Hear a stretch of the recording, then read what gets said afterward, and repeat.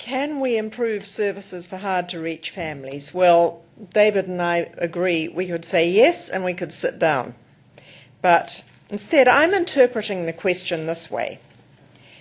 How can we enable long-term positive change for sufficient hard-to-reach families to make a difference nationally? This is Great Potential's vision, which I'm sure we all share. It's absolutely motherhood and apple pie. And our mission, accordingly, is that.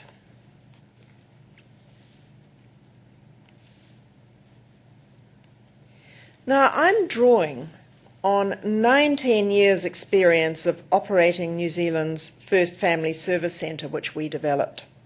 Five others were funded and still operate on the same principles, operated by a range of trusts, iwi and community. Now, this gives you some idea of the range of services that we offer at that family service centre. The principles we operate under are prevention and integration. Our motto really is families' needs don't follow ministerial boundaries.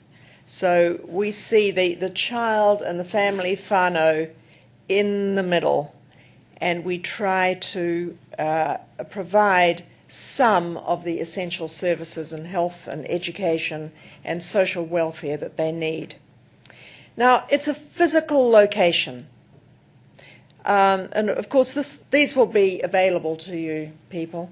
It's a physical location, so parents don't need to go from place to place. I've heard someone talk in the last year or two about virtual family centres.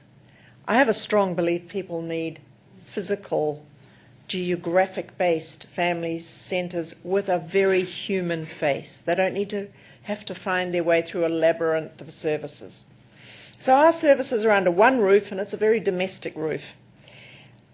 And their services with a very human face, accessible in both senses of the word. Now, they deal with families' material needs. Just think Maslow, which I think too few of us consider.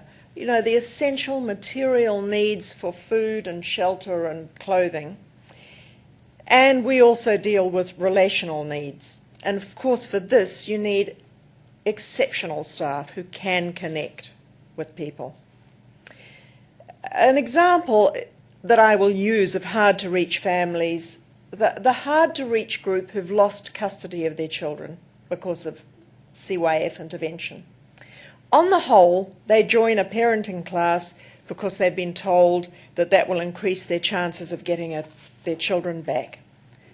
They present as angry, resentful, and victimised in their view.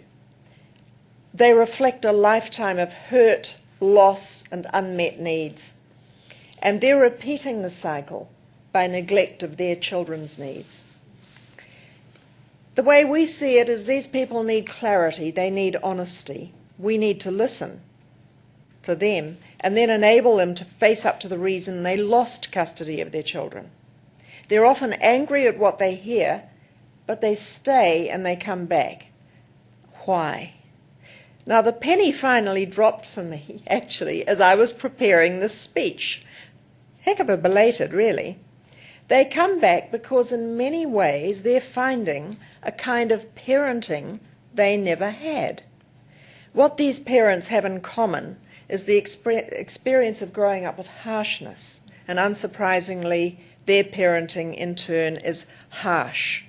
What they find is honesty, clarity, and a productive compassion. Our gifted parenting group facilitator models for them the style she hopes they will adopt in their own parenting.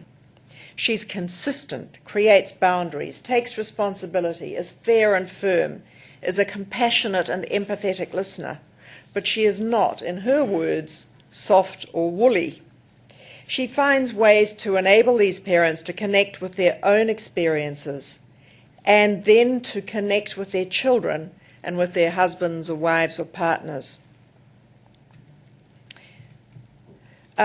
This gives you some idea of some of the activities that she has created for parents, because she found, among other things, that these parents didn't play with their children, had no feeling for play, didn't think it was legitimate, didn't think it was enjoyable, didn't think it was their role. So she has them here creating Play-Doh so that they can go home, take something for their children when they see their children next, and what's happening actually is that they're reacting like the deprived children they were, deprived of play themselves. But that's just one instance of what she's done. Look, let me give you one example of the effect of this kind of approach. Recently there was feedback from one of the mothers who had lost custody of her children, not these people. At our centre, she'd been set homework to trace the outline of her hand on a separate piece of paper for each of her children. On the fingers of the hand, for each child, she was to write something she loved or liked or appreciated about that child. And then at the first opportunity, she was to show that child and read it to her or him, what she'd written. This mother took that technique with her to her drug and alcohol group meeting and taught it to the others. Women came back to the group telling what it had meant to them and their children. Children were saying, "Mum, read it again." A mother who is denied face-to-face contact with her daughter was able to email a scanned hand to her. Her daughter responded by email with what she loves in her mother. So these are first instances of that kind of communication between parent and child. It's a revelation for people brought up with harshness. This is truly reaching the hard to reach. Our parenting facilitator is also the manager of our family service centre. She's able to introduce these parents to other relevant services of the centre, which you've seen. Plunket, the Early Learning Centre, our child and family social work services, counselling, our children's program, and to Hippie, and I'll come back to Hippie in a moment. The parenting work I described requires exceptional staff with a lot of life experience, maturity, confidence, balance, resilience, imagination, and the X factor. 19 years experience of responsibility for a family service centre tells me that such people are not easily found. Yet the need around New Zealand is very great. So the challenge is, how do we scale up? How do we spread the effect more widely? There's another principle that I think needs to be maintained. We should not be satisfied with a lot of costly activity that results in only marginal amelioration. We should be looking for deep change. We should be looking to changing the trajectory for children and their parents.